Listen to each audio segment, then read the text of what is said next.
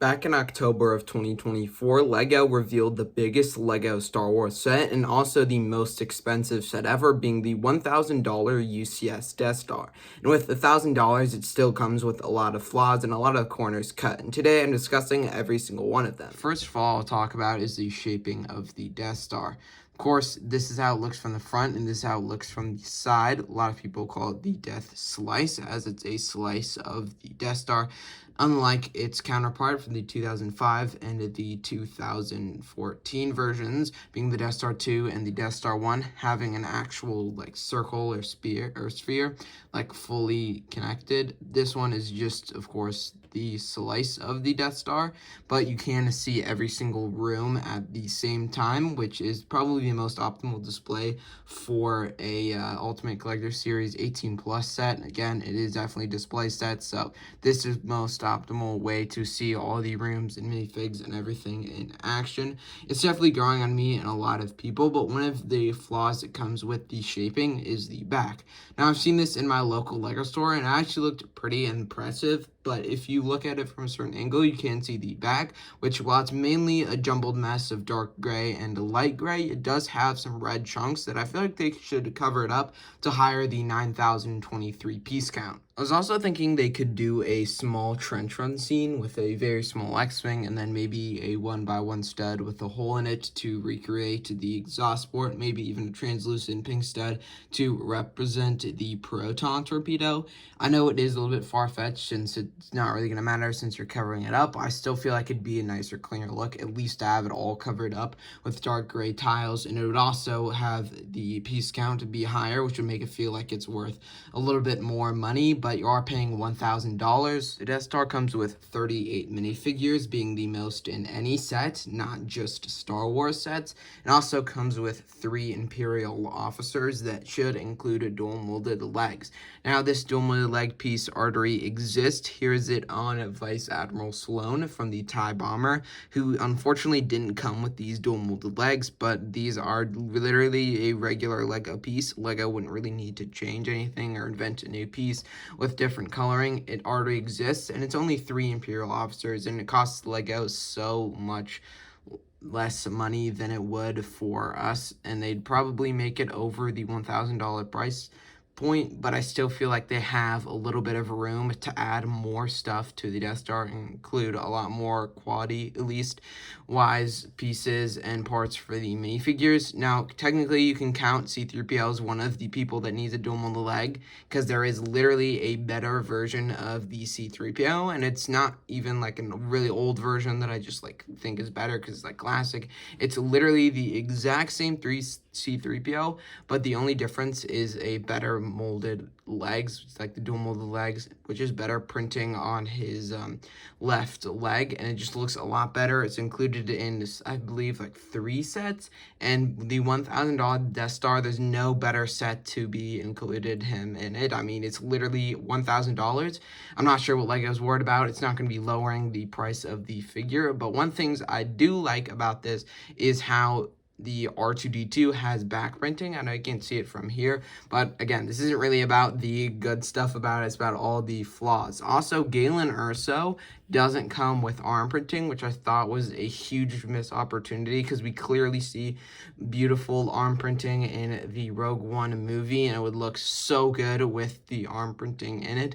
It does include a lot of cool figures. Technically, you could count the Stormtrooper, Hot Tub Stormtrooper, as sort of like a flaw. I mean, I definitely don't like it as much as I should, and they have been making this one. It's not for the Complete Saga or the Skywalker Saga. There's 2 different ones, at least in the LEGO video games. Again, Complete Saga and Skywalker Saga. It would have been cool if they included the Complete Saga one, but I feel like they should have at least done the Skywalker Saga one. And I know this doesn't really matter, but I don't really like the old man face print that is below the Stormtrooper head. I really don't like it for some reason. I just think it doesn't look good, even though you're not really going to be removing the helmet anyway. And again, it comes with 38 minifigs and only 6 Stormtroopers, not including the GWP, which I'll discuss later in this video.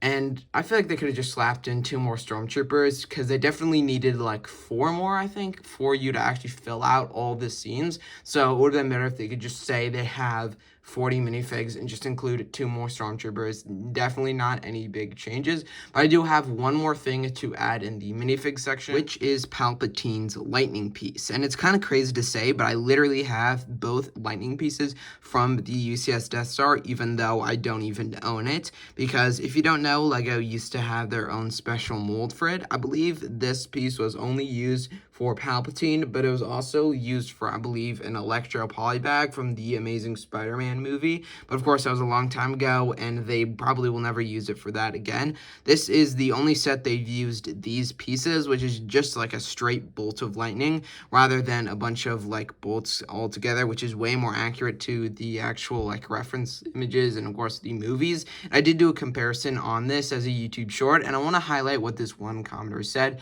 He was talking about how it wasn't just one bolt of lightning, it was multiple strands coming from his fingertips, which I feel like the old one represents a lot better. And I feel like it's also just to cut some small costs, which I shouldn't even have to say for a $1,000 set. They definitely had a lot of wiggle room to add a lot more smaller details, maybe even mold a new piece or something like that. It's not even a new molded piece, it's just they had to make it at least 50 times worse and just ruin it by a lot.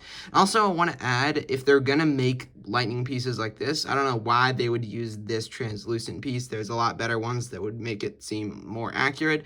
I don't think it would cost them less money to add like a small difference in translucent pieces. I just feel like it looks weird when he's electrocuting Luke Skywalker, at least from this angle. Next, I'll touch on the TIE Fighter with Imperial Hanger Rack, which is the GWP, which is not currently available. It was only available, I believe, on the 1st through the 4th, which is usually what LEGO does, but they actually changed it for the Camino training facility when purchasing the Jango Fett Slave 1. They made it now available. I'm actually able to get my hands on it. It looks very nice. I still have it sealed, so it's kind of weird that Star Wars or LEGO, doesn't really change it and then make it available 24/7, because also it's a main extension to the actual Death Star. As you can see here, it has the hanger rack to actually hang the TIE Fighter, so it's not the TIE Fighter itself, it's the hanger rack.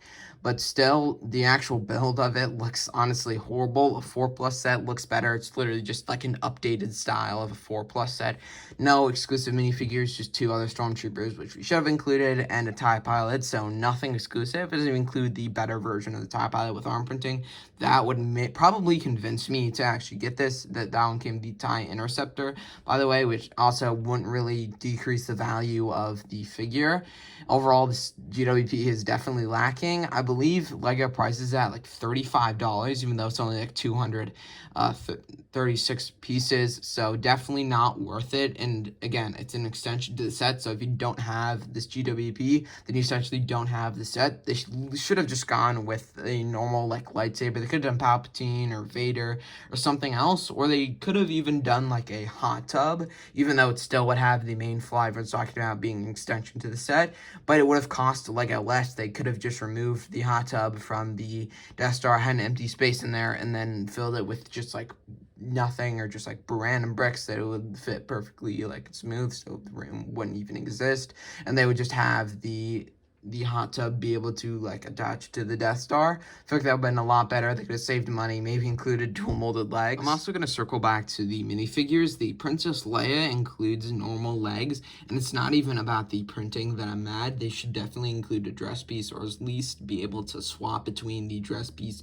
and the normal legs. And the dress piece is printed, so I feel like it would be a lot better quality to have her with the printed dress piece. I guess you can't have her in action, but for $1,000, maybe they should include the dress piece anyway, and then you'd be able to like swap it. That would be really, really cool. It would be a lot better for the set. Again, the set has 38 minifigures, so they could have also filled the extra 2 slots with a Imperial Dignity, which they did include 1 of, and technically there's 2 in the scene, so they should include 2, and then there'd be an extra figure which they could just add a Stormtrooper or something. But besides extra Stormtroopers and another Imperial Dignity, I don't think they should have added any other minifigures. They should have improved the minifigures they've already had. So do you think this is worth the $1,000 price tag for 923 pieces? I believe it's probably worth it, but I feel like they cut like a lot of corners, like especially with the minifigures, the GWP. It doesn't really feel like it should actually cost $1,000 when you look a little bit closer at it. Overall, like price per piece wise, you get 38 minifigures, 9,000 pieces, which is probably average for Star Wars. It's probably like 12 cents per piece instead of 10 cents per piece, because they do have to pay for the IP, so it'll be cheaper than it'll be more expensive than like a city set, an Ninjago set, a creator set, because Lego owns that IP instead of Star Wars. So it's most Star Wars sets, it's going to be very rare to find a Star Wars set that's actually perfectly priced per piece that includes really nice minifigures. So overall, I feel like this is a really good set, but $1,000 honestly doesn't do it for me. And one of the other main reasons why it doesn't really appeal to me, besides of course all the corners that they cut, is what else I could get for my money. I could probably get like a Venator, a TIE Interceptor. I could get just a Millennium Falcon and still have like $150 more, to almost enough to get another Republic Juggernaut. But there's like so many other better UCS sets I could get. I could also get Job Sail Barge and still have so much money left over. So it honestly depends. Do you really like the Death Star? And even if you do you think it's worth it?